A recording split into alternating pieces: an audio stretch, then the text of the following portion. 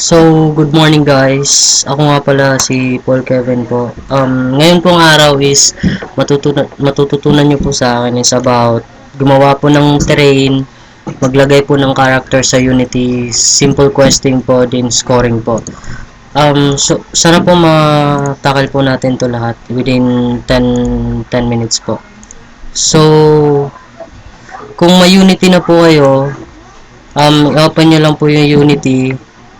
Then, mag-create po tayo ng new project at tawagin po natin siyang game development. So, pasensya na po pala guys kung ano po is, first time ko lang po kasi gumawa ng tutorial na may boses po. So, sana please bear with me. So, kung na-open na po yung Unity nyo, by the way po, yung version po ng Unity ko is 5.4. Pwede naman po to sa lower Unity po, mga 5.3 po, mga ganun, 5.5 or higher po, mga ganun po. So, pag-open po ng Unity project natin, tawagin po siya natin game development po.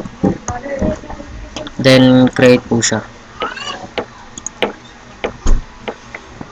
Pasensya na rin po kayo, medyo mabagal po laptop ko.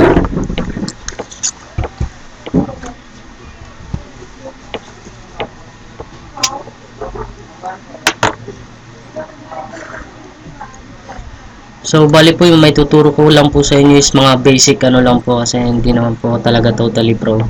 Pero, at least, sana makatulong po sa paggawa ng Unity games nyo po. So, ito po yung GUI ng Unity po. So, kung ano po, di nyo pa po alam yung mga controls po dito, I prefer po, sana basahin nyo po muna kung ano yung, paano gamitin tong Unity po. So, sabihin ko pong medyo intermediate para sa intermediate po yung paggamit po natin. So, first po, gumawa po tayo ng terrain. Then, yung ito po natin. So, pag ito po, ganito po yung terrain. So, pwede po natin i-adjust to kasi sobrang laki po niya. So, i-adjust po natin siya sa prefer nyo pong lawak. So, ito pong length tsaka width po yung pinagbabasehan po natin. So, pwede po siya 50, tapos 50 po. So, basically po, ganito po siya kalaki. Yan po. Then, i-move po natin yung camera natin para medyo okay. So, yung position po ng camera is 0 para malapit.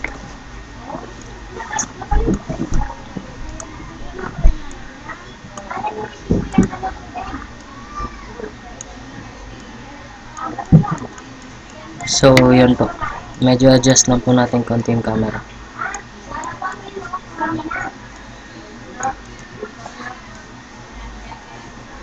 Yan.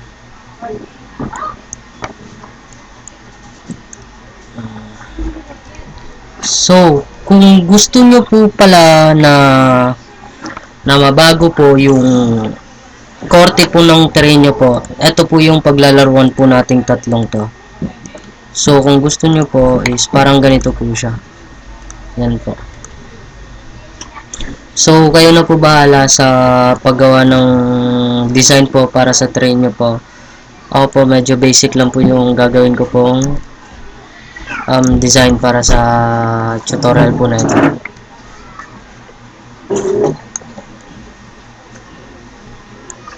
So, ang gagawin ko is magde-design po ako ng sarili ko pong terrain.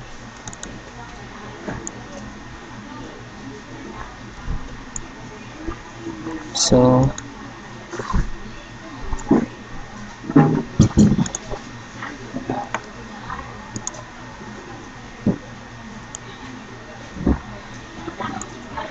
then pwede nyo po palang i-adjust yung brush size nya po sa gusto nyo po.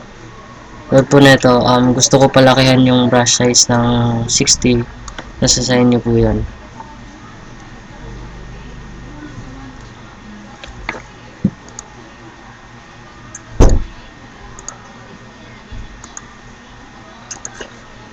So, ito po.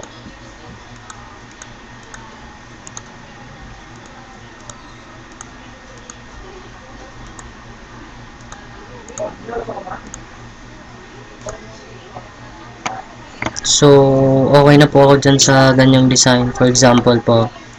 Then, kung gusto nyo pong mabago po yung texture po nung mismong terrain nyo po, kung gusto nyo po, ayaw nyo po ng puti, pwede po kayong mag-create ng ganito po. Mag-create lang po ako ng folder para po maayos po yung mga files ko. So, tulad po na ito, mag-create po ako ng new material para sabihin natin blue. Gusto ko po siyang maging blue. Gawin nyo lang po is ganito. Bedo. Then, click nyo po yung blue. Tapos, pwede nyo po siyang i-drag papunta. I'm sorry, di po pala siya pwede sa material. Kundi texture po talaga. So, ito po siya dito. Add texture. Then, kung wala pa po tayo masyadong texture po, pwede po tayo mag-download from internet po. Sabihin natin, gusto natin ng mountain texture po. Simply, ganito lang po yung gawin nyo.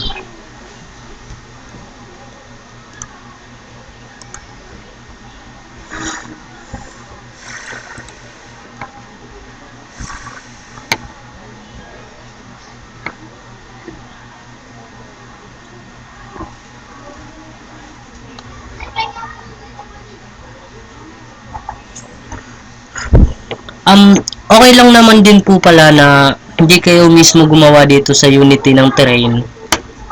Pwede po kayo gumawa mismo sa katulad po ng Maya, pwede po kayo gumawa doon ng mismong terrain. Then, parang gagawin nyo po siyang 3D model then imported po dito papunta sa Unity. Ito yung R-Stream.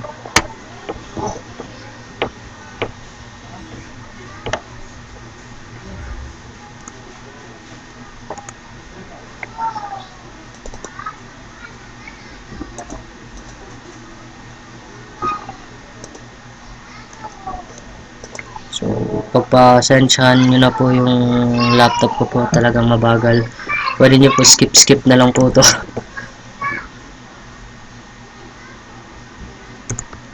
So, from po, mag-search po tayo ng mga sample textures po. Then, ilagay po natin siya sa Unity. Katulad po na ito,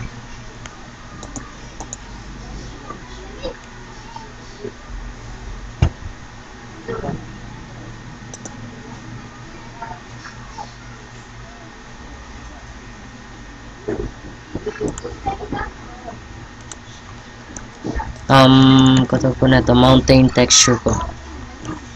Type lang po natin.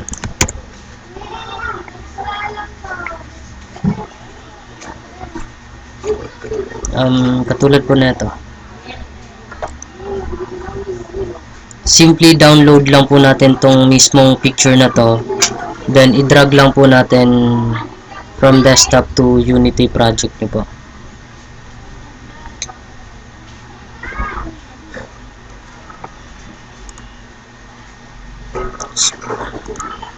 So, pagka po, i-download po natin.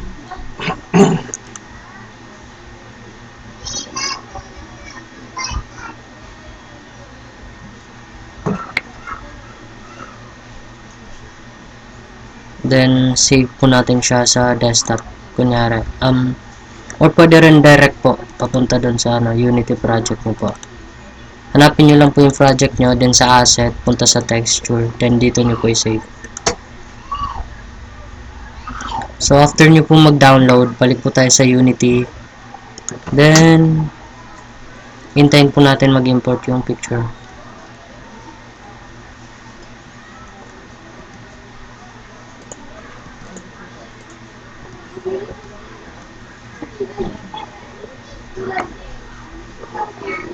So, tutuloy ko po to next tutorial po kasi 10 minutes lang po to. Pasensya na po. Sige po. Paalam.